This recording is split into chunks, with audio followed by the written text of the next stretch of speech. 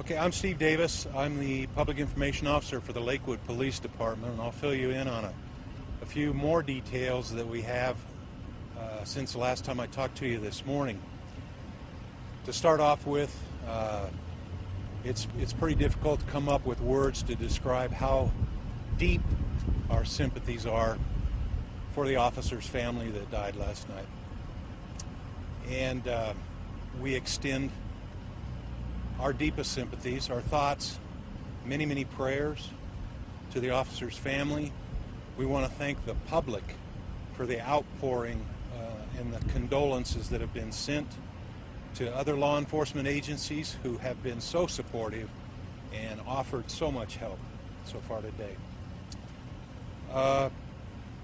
The first thing I'd like to talk about is that the investigation has shown that the officer did in fact die after being shot by another officer. There was some gunfire in the backyard, and we'll talk about that in a little bit, but the officer did die on scene. He was not transported. That officer is identified as 35-year-old James, or Jim Davies, D-A-V-I-E-S. He was about a 6.5-year veteran of our department. He has a wife and 2 young children, and he was currently assigned to the Special Enforcement Team.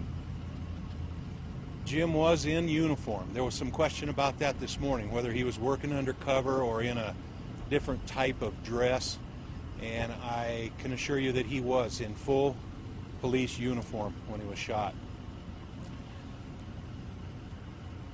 Along with that, you can maybe imagine the anguish that the other officer's going through right now.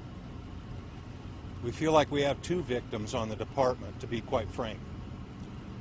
That officer is really having a difficult time with what happened last night, and I can just imagine. So we've got people working with the family of Jim Davies, and we also have people working with the other officer's family right now. There's, again, an outpouring of support. We have a peer support group at the department. We are utilizing them. We have chaplains and priests who have volunteered their time to talk to our people. The chief was having a meeting with all employees at 1 o'clock. He was still in that when I left the department, come down here to talk to you. Another thing, we have the CIRT team, the Critical Incident Response Team, or you'll commonly hear it referred to as the SHOOT team. And I think a lot of you are familiar with what the SHOOT team does. That's a team of investigators and detectives made up from all the agencies in Jefferson County, including the District Attorney's Office. They investigate any officer-involved shooting, so that's why you're seeing the SHOOT team here working today. We also have a lot of help from crime labs, from the Arvada Police Department, from the Jefferson County Sheriff's Department, assisting us with processing the scene in there. As you can imagine, our own people are having such a hard time that it's very, very welcomed help that we are getting from other law enforcement agencies. Right now we are also executing warrants on that residence. We had to wait until the judge signed warrants, and that happened at about 11 o'clock, so that's the first time we were actually able to go into the residence and start searching to see what, if anything, will assist us in the investigation. I've had a lot of inquiries about prior calls at that residence, and the only thing that I'm showing so far was an alarm call in July of this year. So other than that, I don't see a lot of long history at that residence. We do have an account set up at the Foothills Credit Union for contributions to assist the family. And I've got a phone number at Foothills Credit Union of 720-962-8200. Also, we're getting inundated with requests about where can I send flowers, where can I send food, where can I send teddy bears or anything. For right now, the chief has asked that we send that to the department at 445 South Allison Parkway in Lakewood. That's 80226. I expect as early as this afternoon to have a venue and some arrangements as far as a funeral. We're working on that, and hopefully by the time you have your afternoon newscasts, we'll have some of that in place. I also plan to leave here. I'm going to go back and issue a press release, mostly with what we've talked about here, but I will attach a photo of the officer that died. So I'll send that as soon as I get back to the station. I've also had requests for names of the 3 people that were taken into custody. Frankly, and very honestly, I haven't even seen those names because they have not formally been arrested. Apparently they're being interviewed, but a formal arrest has not taken place, which is the point where I can release a name. So until that formal arrest takes place, I won't be able to identify those 3 male parties. That's about what I've got for this afternoon, and I'm going to open it up for a few questions. There's an old model red Cadillac Seville out front of the house. Obviously, multiple jurisdictions are looking for a car matching that description. Just wanted to know if there's any possible connection or it's just a coincidence. That's a coincidence, as far as I know, Dave. I've heard nothing about that. I know which car you're talking about. We had another that we stopped yesterday thinking it might be the one, but no. What can you tell us about the shooter, about the killer? Where does he work for, and et cetera? The other officer? The other officer. I'm not going to identify that officer as of yet. He was a patrol officer. He's been there for several years. Lakewood? With Lakewood. Can you talk a little bit about what you can tell us about what happened, how this came to happen? To recap some of what we talked about this morning, our officers were in the area on an unrelated call, and they heard shots being fired. They didn't know exactly where they were coming from or which house, and they started driving the streets. One of our officers actually saw someone come out on the front porch of this residence and fire a couple of rounds off in the air. Obviously that led us to where these shots were coming from. Many more officers converged on that house. We entered the house, contacted the 3 people that I told you about earlier and took them into custody. But we backed out of the house to set up a perimeter, not knowing if we had more people inside that house. At that time, we were also made aware that there were 3 somewhat vicious dogs inside the house.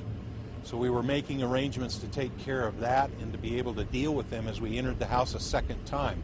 Meanwhile, you've got many officers taking up positions around the house, in back of the house, in neighboring yards, and apparently there was Officer Davies was in one yard, I believe the backyard of that house. There were other officers on the other sides of the fence, and he was mistaken. He was seen and mistaken for an assailant with a gun. It's my understanding that there was some quick communication. Officer Davies, I'm sure, was confused by being a police officer in uniform. He probably didn't think he was the one being addressed. And then the shots were fired. How many shots were fired? I'm not sure. Where was he hit? I'm sorry, Ebrod. Where was he hit? I'm not going to talk about that or his identity, Ebrod. Just one officer fired shots, though? I believe it was only one officer that fired shots, although I want to be clear that there were shots prior being fired by the people in there. That's what brought us to the residence. And I don't even have any idea of potential charges against those people. I've been asked about can they be found responsible for the officer's death. I don't know that. Eventually that'll be up to the district attorney's office whether they feel like a felony murder charge applies here or not. I'm sorry. Steve, this morning your colleague Ty Countryman said that there were as many as 4 agencies on the scene: Jeffco, Lakewood, Edgewater, and Denver. Correct. Did that add to the confusion? Can you talk about that? Was there confusion, and is that why they're... You know, Russ's question was about the number of agencies here and did that lend itself to any confusion. I haven't heard of any, Russ, and I think most of the response by those other agencies was in fact pretty much after this had all taken place. I don't think that they were in on the initial call. I think most of everything had happened by the time they got there. Dave? The incident happened with the initial call. What's that? The friendly fire incident happened with the initial call, so it was prior to the other agencies coming? Yeah, that's correct. I think by the time the other agencies got here, that firing situation had already taken place, mostly. Dave? Just to be clear, that the officers were not engaged with the dogs at the time this happened? No, the question was, were the officers involved with the dogs when this happened? I haven't heard that, and I don't think so, Dave. I've heard nothing to suggest that. Steve, you mentioned that your chief, I think, Jim? visited the family earlier. Do you know anything about how that went? I know the chief was getting ready to leave town very, very early on a flight this morning. I was aware of that prior to this morning, and I know that he was already at the airport when he received this news about the same time I did. The chief obviously responded, but he didn't respond here first. He responded to the family and to the officer's home. And as you can well imagine, and I've talked to the chief quite a few times today, that was a very, very difficult, emotional time to be at Officer Davies' residence. Again, he's got a wife. The wife was there. He's got two children. One's about 6 and one about 2 or 3 years old, I'm told. But the chief was there for quite some time this morning. I was in a meeting after I left here this morning, after I went back to the station, and the chief was addressing a lot of our employees, and I can tell you that being the very first Lakewood police officer that's been killed in the line of duty has been pretty difficult on a lot of our employees, the chief included. There's probably no one there having a more difficult time than the chief. And this has affected our entire department very, very deeply. You could see it on his face. You could hear it in his voice. This is something that he told the crowd that he wished he would never have to have covered or have happen while he was the chief. So he's very impacted himself, to tell you the truth. What kind of person was Jim Davies? Jim was assigned to the Special Enforcement Team, as I said earlier.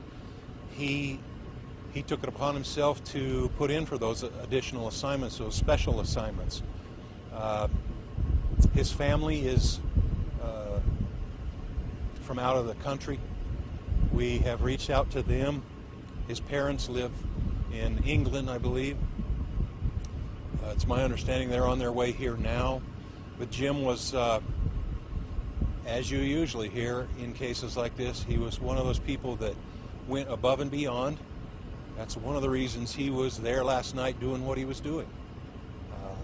And was a very dedicated individual, a very family-oriented man, and I'm told a very religious man. Can you talk, Steve, at all? I mean, it's the kind of thing, you have scenes like this, when it's going down in real time, it's kind of chaotic, and it's dangerous, but just how much worse, I guess, for lack of a better way to put it, makes it that it was friendly fire, essentially. Julie's question was about how much more difficult it is given the circumstances. You know, and we've talked a lot about that at the department today.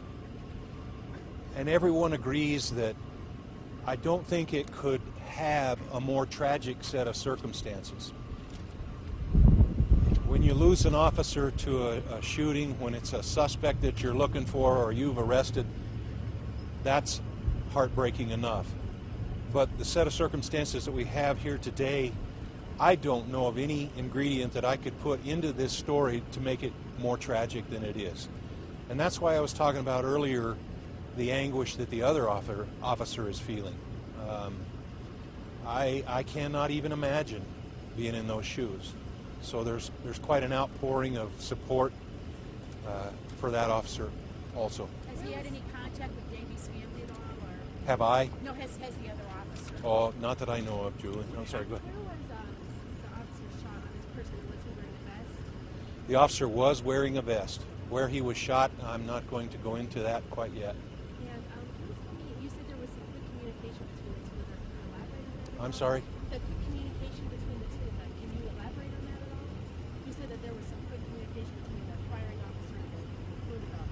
It's my understanding that the firing officer could see it, either a silhouette or enough lighting to see someone with a gun, and mistook him for an armed suspect.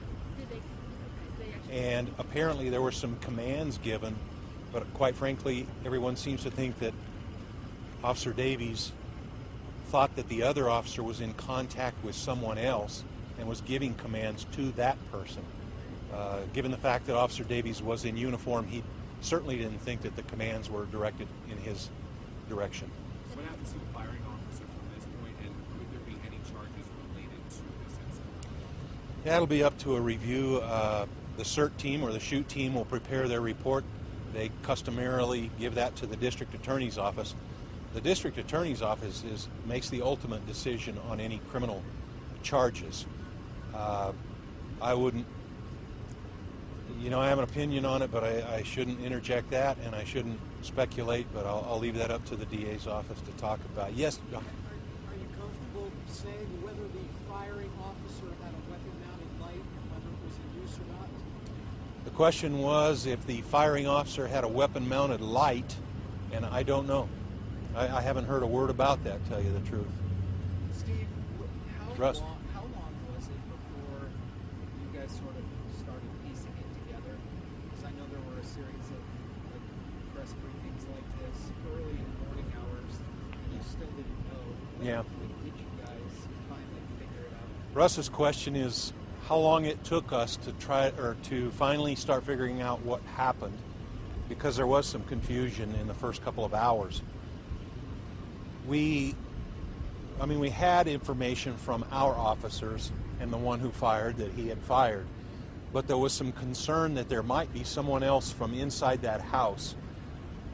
It was unknown for quite some time whether that officer was in fact, the shooting officer, was in fact the one that hit Officer Davies. There was a possibility, given the fact that we had just seen the residents of these houses out with guns firing, there was certainly a possibility that someone fired from somewhere else.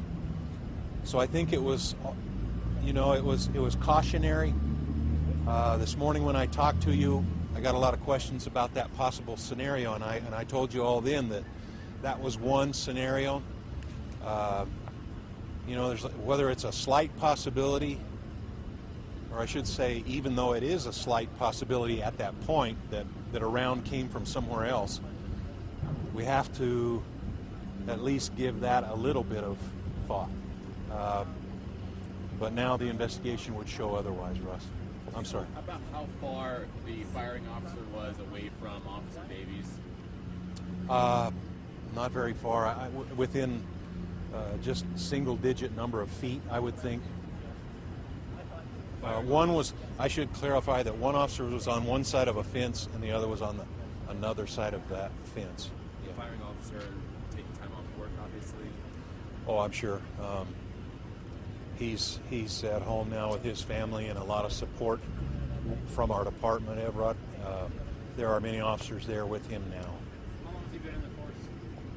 Almost 7 years. Oh, you're talking about the shooting officer? You know what? Rather than release enough information to where pretty soon I identify that officer, I think I'll just wait on that. Like I said, I assume, or I should say I anticipate, sending out a release here in just a little while and including the picture of the officer. So, I doubt that we'll have anything else today. I don't see another conference being necessary. We talked about it today. There's really little or nothing that's in dispute here. The facts are as I've laid them out here, and there's very little more other than funeral arrangements. If I get those this afternoon in time, I will include that on that press release that I send out.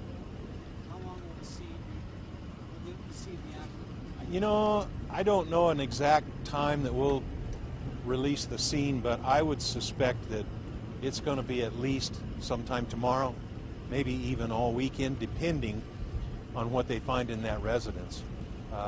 Keep in mind that we didn't go through the entire residence before we had that search warrant, so You know, if we were to find something else in there, other evidence of criminal activity, that may kick off something else and we may be there longer, but I would plan on it being quite some time.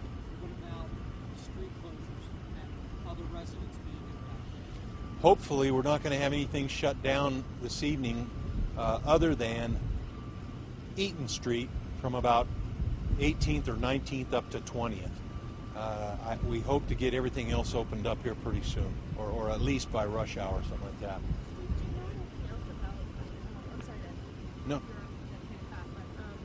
about the Officer Davies' past experience, and before he joined the special team, what else did he do? Did he have experience elsewhere? Yeah, I apologize because somebody was telling me a little bit about his background this morning, and now I can't remember where it was he used to work. Do you remember, Ty? He was, excuse me, he was in patrol as an agent. Well, before the department. Before the department. From what I heard is he had no prior police experience. Yeah. He came to Lakewood as a recruit. I forgot what they told me this morning he did for a living. Yeah. But And Steve, again, he called the unit, he was with the Special Enforcement. set team, What special did they enforcement do? team. You know, they have a range of activity that they investigate, all the way from alcohol violations to prostitution work.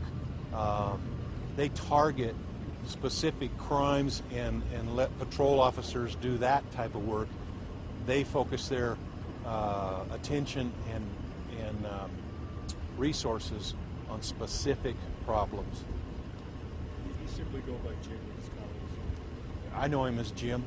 His name's James, but everyone called him Jim as far as I'm aware of. All right. Thanks. Thank you very much, folks.